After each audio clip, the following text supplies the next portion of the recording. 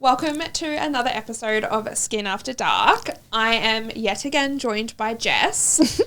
Jess, I wanted to bring you back on because I feel like our TikTok got a lot of controversial kind of movement around our beef tallow segment. Yep. Why do you feel like that exploded? I feel like beef tallow is a controversial product. Yeah. I feel like everyone is always going to have something to say about everything, but look, at the end of the day, beef tallow is rendered, purified beef fat. So it's an animal product going onto the skin. So people are going to have some things to say about it.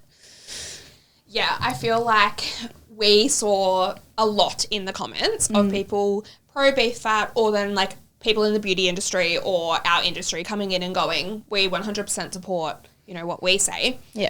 Why and how can we explain why we hate beef fat? Beef tallow, beef fat, same thing. Why do we hate it? You hate it. I hate it. You hate With it. passion.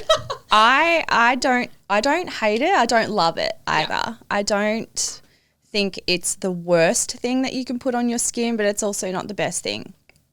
And I was thinking about it, and I think majority of our clients at Skin Studio are oily, congested, acne-prone. They've got compromised skin. So beef tallow is not going to fix their problems, okay? It's an occlusive at the end of the day. It's going to trap your pores, and everyone has pores. So it's not going to help majority of people, and I think that's why people kind of lose their minds a little bit. Yeah. I feel like when it comes to beef tallow, there is obviously, it's such a controversial topic and things, but for me, I look at it as you're actually putting fat on the skin. Like, it's just wild to me, and I can't fathom it. Yeah. I will never get around this train. I think it is the wildest thing you put on your face. Yeah. For me, it's an inclusive, right? So we're blocking that, and it is clogging your pores. It's going to cause breakouts. It's going to cause congestion in the skin. Yeah. But also for me, it's like, how are these beef tallow products manufactured? How are they made? Like, you can go to the markets on a Sunday morning and people are selling jars of beef tallow, right? Mm-hmm. And then people are going home. For me, I go home and cook with it. Other people are going home and layering that on their face, and it's insane to me. It's a lot. Fathom. It's a lot. But like, you don't know how it's made. You don't know what preservatives are in there, if there is any preservatives. Yep. Most of the time, it is literally just rendered down beef bones, rendered down beef fat, and then poured into a jar. Exactly. And stuck with a label on it. It is wild to me. Preach. So, yeah, I feel like it is a very big kind of I've never seen you so passionate about I hate it in my life. And I just will never get around it. Yeah. I feel like we copped a lot in our comments by nearly 50,000 people coming in going, yes, we love beef tallow, or, you know. We've been humbled for sure. That's, yeah. And I get that everyone has, you know, an opinion, and everyone is definitely allowed to have an opinion. Yeah. But for topics like this, I think when we're both in the industry, we've had years of experience in the industry, we had comments on there going, like, you shouldn't be able to speak about beef tallow if you wear a face of makeup. You are over the age of, if you're under the age of 55. Oh, that was my favourite. Yeah. Thank you for listening, by the way. That was a great comment. Thank you for taking the time to comment. Like, you don't get a comment and things. Yeah. How do we, like, get to the approach of, a lot of these comments were natural is better. How do we explain as therapists that natural isn't always better, whether it's beef tallow or whether it's a moisturiser? How do we explain to clients or people listening that natural isn't necessarily always better when it comes to skincare? I think clients just automatically think natural means clean and safe. Yeah. And it's not. Like, even natural skincare needs preservatives to make it sterile and to make it stable. And that is the most important thing for skincare. So, yeah, that's, yeah. And then how to, like, because I feel like a lot of people think, especially even when they come into clinic and see us, right? They're like, I use this natural sea moss stuff on my face or whatever, right? How do we explain that, like, natural products, such as anything natural that you're using on your skin, whether it's a moisturiser, a serum, a skincare, or beef tallow, how do we then explain to that it's not always a safer ingredient, and there is products that will still cause irritation, can still burn the skin even if they are natural. How do you explain to listeners that that's not always the case, and natural doesn't mean better in the fact that they're not going to break out, they're not going to have irritation? Yeah. Does that make sense? I feel like you just kind of answered your own question there.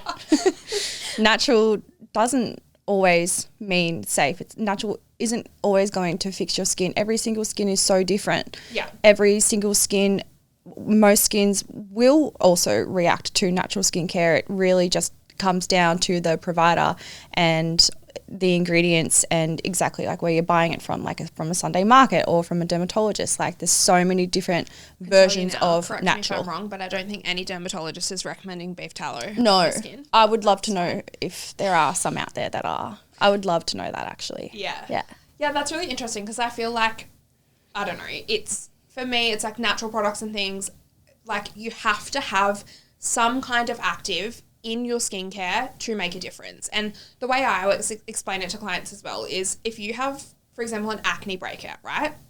You need to be able to treat the root cause of that. Majority of the time that's starting at the bottom of the skin, right? You need to use a cosmeceutical product that is going to penetrate not only a superficial layer, but down the bottom of the skin as well. Exactly. If you're using a natural product that is sitting superficially on the skin because there's absolutely no active ingredients in them, or there's only a little 0.0012% or something, like you're not going to see any change on the skin. It might plateau it, might make it worse, might make it the slightest bit better, but it's not actually going to help that acne breakout, right? Exactly.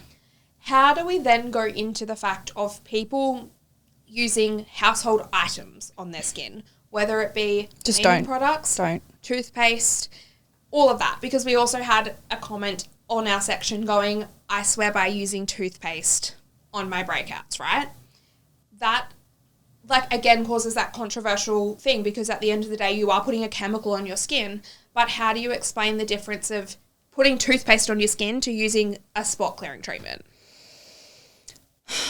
I mean, toothpaste on the breakouts I'm is yelling at you. Yeah, you are. I'm scared. Kind of scared. Like, I'm just actually Calm down. heated. Okay, continue. What are we talking about? Toothpaste. Toothpaste is such an old school thing. I mean, I think I did that as a teenager. Did it work? Probably. Yeah. Is it going to be good for your skin in the long run? Absolutely not. These people that are putting toothpaste on their skin, maybe, this sounds wrong, like they can't maybe afford good skincare or get the proper skincare, or they're just not educated enough to put the correct things on their breakouts. Yeah. Maybe. And do you feel like social media then plays a big role in people going and putting household products like your Jif, your Gumption, your toothpaste on the skin? Do you feel like TikTok is something that people watch and they go, I see this influencer doing this and she swears by it, so I'm going to go and do that? Yeah, this is where TikTok and social media is just wrong. Like there's so much misconception and wrong information and education getting out there. Like Jif on your skin, just please don't do it. Don't do that.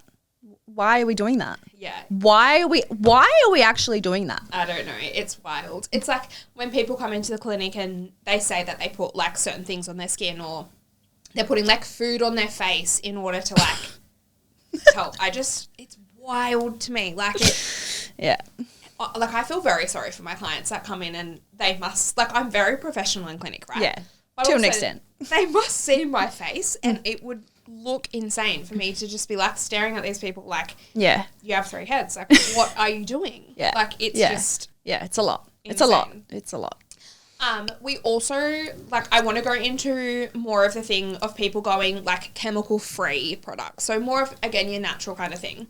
But then it was really interesting because someone had commented, like, if you're not eating it, then you shouldn't be putting it on your face. Or if there's, like, you should be using chemical-free products. And then there was a lady that then responded back or clapped back to this person and said, water is a chemical. It is. And everyone is obviously putting water on the skin, right? Unless you're like one of those people that are unfortunately allergic to water, everyone is touching water several times a day.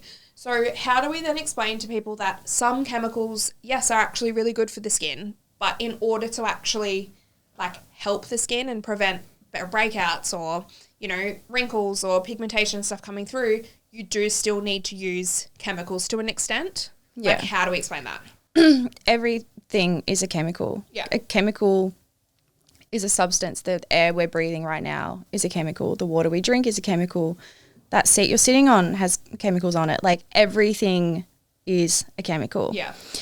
So when things, I guess, say that they're chemical free, like, it's not.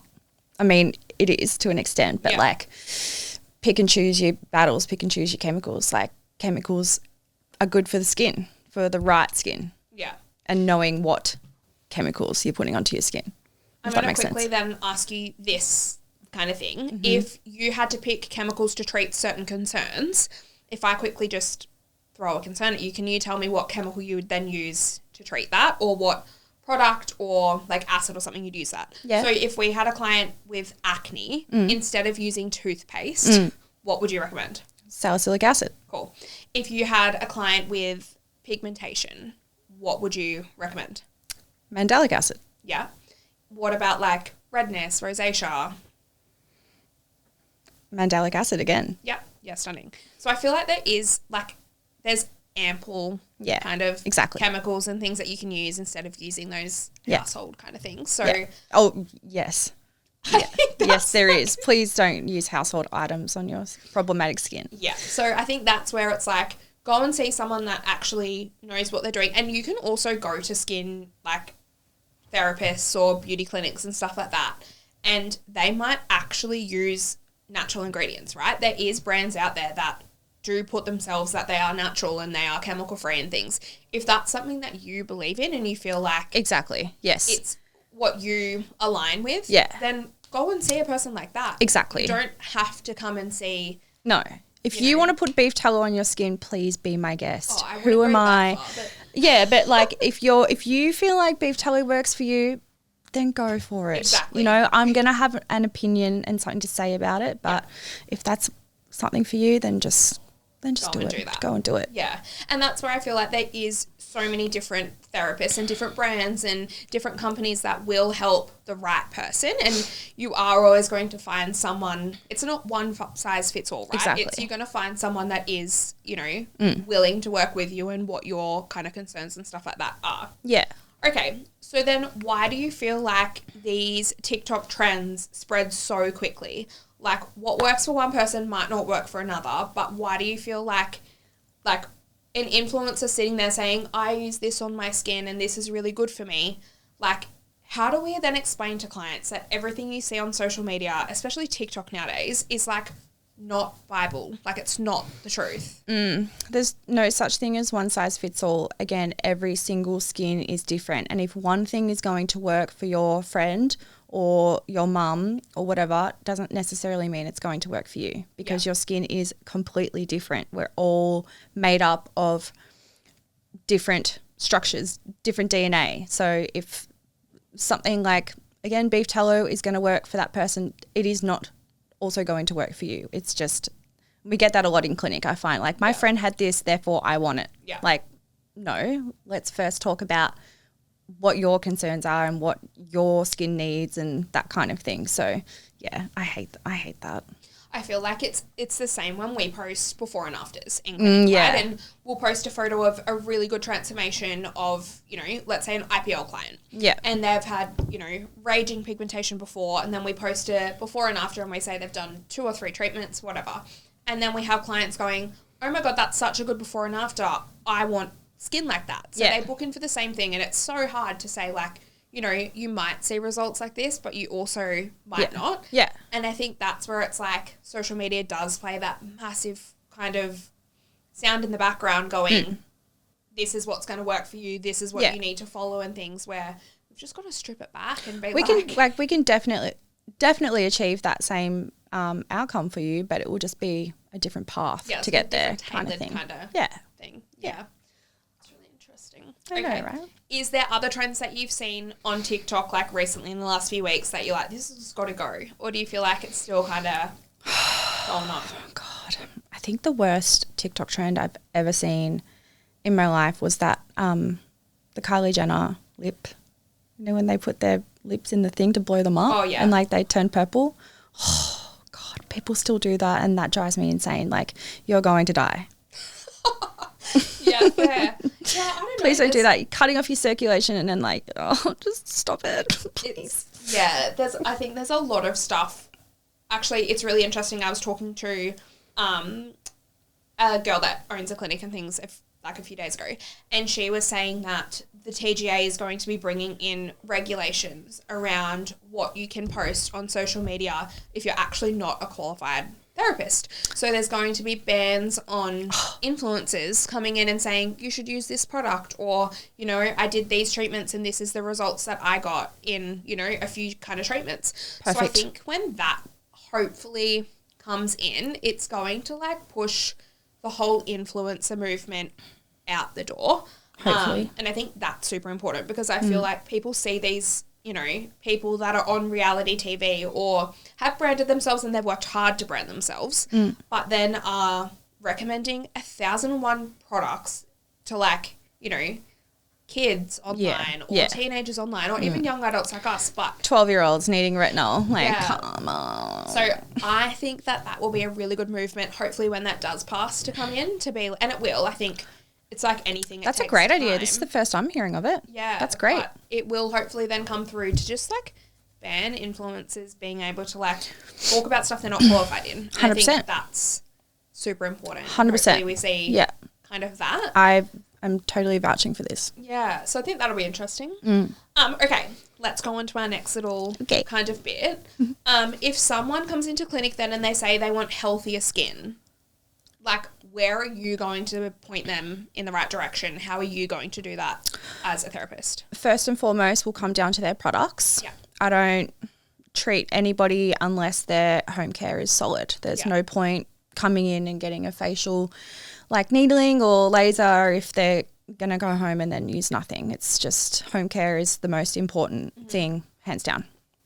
And like, you work for me, right? We stock Ultraceuticals, we stock Meso Aesthetics. But in saying that, I love those brands. I vouch for these brands. But I feel like you also, like, vouch for other brands. Yep. The brands that we stock in clinic are expensive. They are very strong cosmeceutical products. Yep. We offer a medical range as well, and they're pricey. They're a high price point.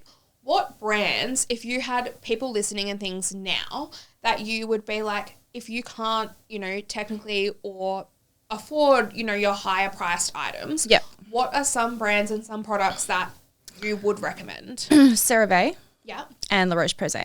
Okay. Yeah. How do you feel about that? Look, I don't agree with CeraVe. And Right. I know that's going to cause a little bit more controversial kind of things. Yeah. I totally understand that is a dermatologist recommended brand, right? And great.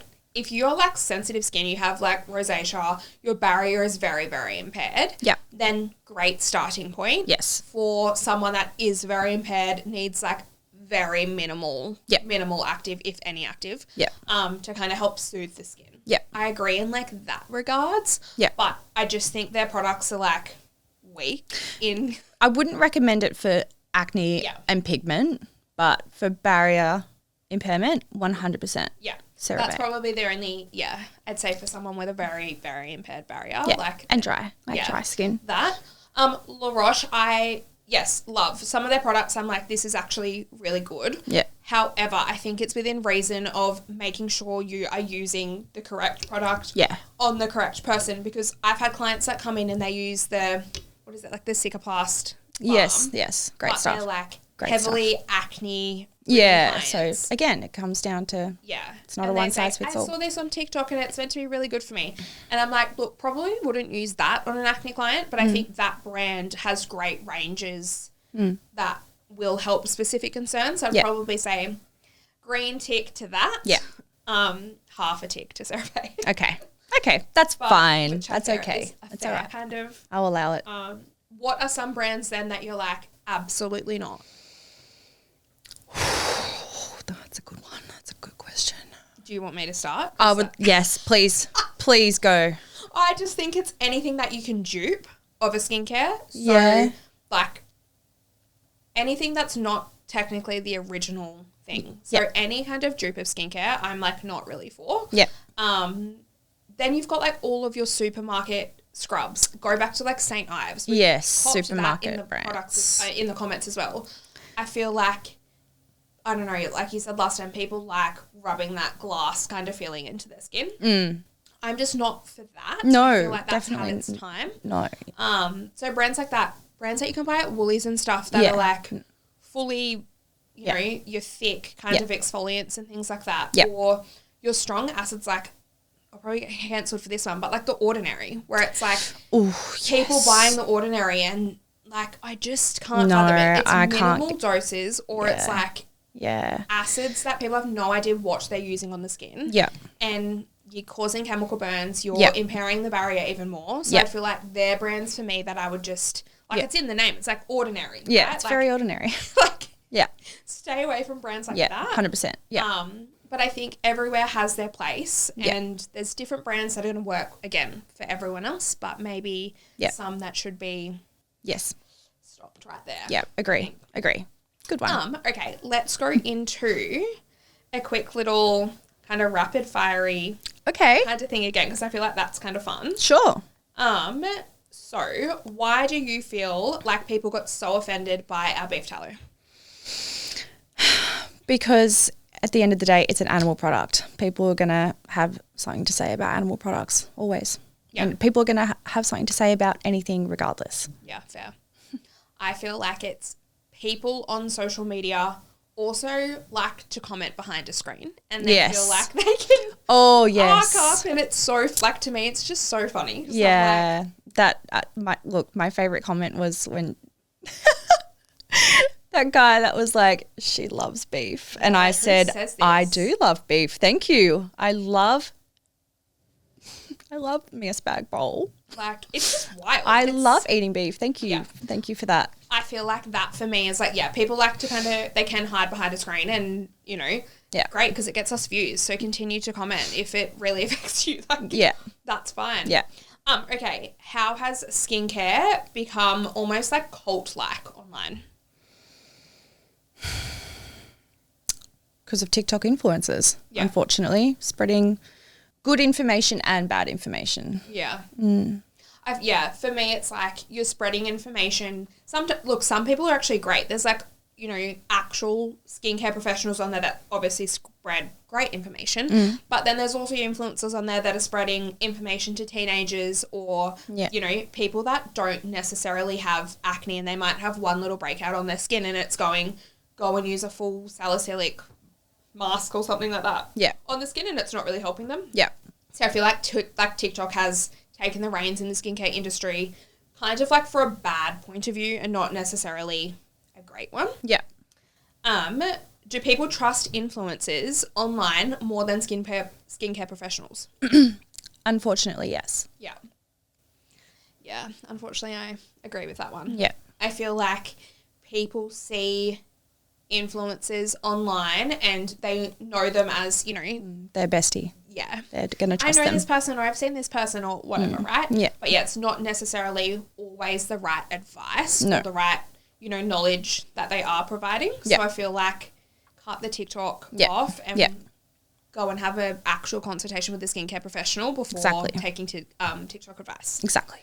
Why are people so afraid of the word chemical? I think they just automatically think a chemical is going to burn them. Yeah. And it's not. Very fair. What's the most dangerous skincare trend you've ever seen? The Kylie Jenner lip trend. Yeah. Putting their lips in that thing and it makes them purple. Like, you're going to die. That's just crazy to me, hey? Yeah. Go get some lip filler, babe. What is going on? Yeah. Don't cut off your circulation, please. What's one skincare opinion that you have that would probably get you cancelled? Oh.